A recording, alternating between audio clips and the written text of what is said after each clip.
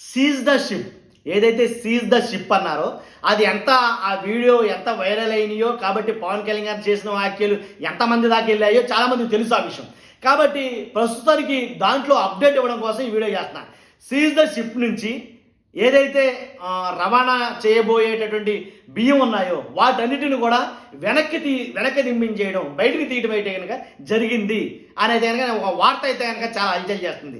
Stella L నౌకలో నుంచి బియ్యం బస్తాలు క్రేన్ సాయంతో బయటికి తీసేశారు. మొత్తం ఎంత అయితే బియ్యం ఉన్నాయో ఇంచుమించుగా 1320 టన్నుల రేషన్ బియ్యాన్ని బయటికి తీసేశారు. కాకినాడ తీరంలో నెలన్నరగా నిలిచిపోయిన స్టెల్లా ఎల్ నౌక నుంచి రేషన్ బియ్యం దించే ప్రక్రియ మొదలయ్యింది. అల్పపీడన ప్రభావం తగ్గడంతో శుక్రవారం ఉదయం పోర్టు, కస్టమ్స్, రెవెన్యూ, పౌర సరఫరాల అధికారులు బోటులో స్టెల్లా వరకు వెళ్లారు. వారితో పాటు అవసరమైన కార్మికులను తీసుకెళ్లారు. కాకినాడ జిల్లా కలెక్టర్ షాన్ మోహన్ అలాగే విచారణ బృందం గతంలో గుర్తించిన 1320 టన్నుల రేషన్ బియ్యం దించే ప్రక్రియ ప్రారంభించారు. క్రేన్ సాయంతో 3 హెచ్ఎస్లో ఉన్న బియ్యం బస్తాలను 10 టన్నుల చొప్పున బాటీలోకి దించారు. ఈ ప్రక్రియ 36 గంటల్లో పూర్తి కావచ్చని అధికారులు పేర్కొన్నారు. అనంతరం ఎగుమతికి అనుమతులు ఉన్న 19,785 టన్నుల బియ్యం లోడింగ్కు అవకాశం కల్పిస్తారు.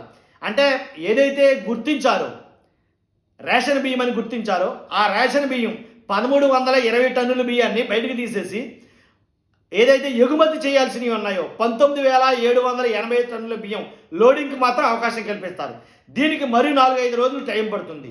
తర్వాత ప్రభుత్వ అనుమతితో పోర్టు అధికారి నౌకకు వెళ్లేందుకు సుముఖత వ్యక్తం చేయగానే పశ్చిమ ఆఫ్రికా తీరంలోని బెనిన్ దేశ కొటానౌ పోర్టుకు బయలుదేరుతుంది. హల్దియా నుంచి కాకినాడ తీరానికి నవంబర్ 11న వచ్చిన స్టెల్లా నౌక ఇక్కడి ప్రతికూలతలు, రేషన్ బియ్యం అక్రమ రవాణా వ్యవహారం నేపథ్యంలో నిలిచిపోయిన విషయం తెలిసిందే. జనవరి 3-4 తేదీల్లో ఇది కాకినాడ నుంచి బయలుదేరే అవకాశం ఉంది. కాబట్టి సీజ్ ద షిప్ అంటే షిప్ని సీజ్ చేయడం కుదరదు అనే చాలామందికి తెలిసిన విషయం ఇది. కానీ షిప్పులో ఉన్న బియ్యాన్ని మాత్రం సీజ్ చేసి తీసేయచ్చు, బయటికి దించేయచ్చు అనే ఉద్దేశంతో 1320 టన్నుల చిల్లర అనుకుంటా ఆ బియ్యాన్ని మాత్రం వెనక్కి తీసేశారు. మిగిలిన 19,975 ఏదైతే టన్నుల బియ్యం ఉందో కాబట్టి ఆ టన్నుల బియ్యాన్ని మాత్రం లోడ్ చేసుకుని ఆ షిప్ అయితే కనుక 3 లేదా 4 తారీఖుల్లో బయలుదేరి తమ కంట్రీకి అయితే వెళ్ళిపోవడం జరుగుతుంది. కాబట్టి ఇది అప్డేట్ మీకు అందించాలని ఉద్దేశించి వీడియో చేశాను. చూస్తున్న మీరు అందరూ కూడా ఫస్ట్ లైక్ చేయండి, మీ అభిప్రాయాన్ని కామెంట్ రూపంలో తెలియజేయండి. కొత్తగా మన ఛానల్ చూస్తే కనుక పక్కగా సబ్స్క్రైబ్ చేయండి. Thank you very much.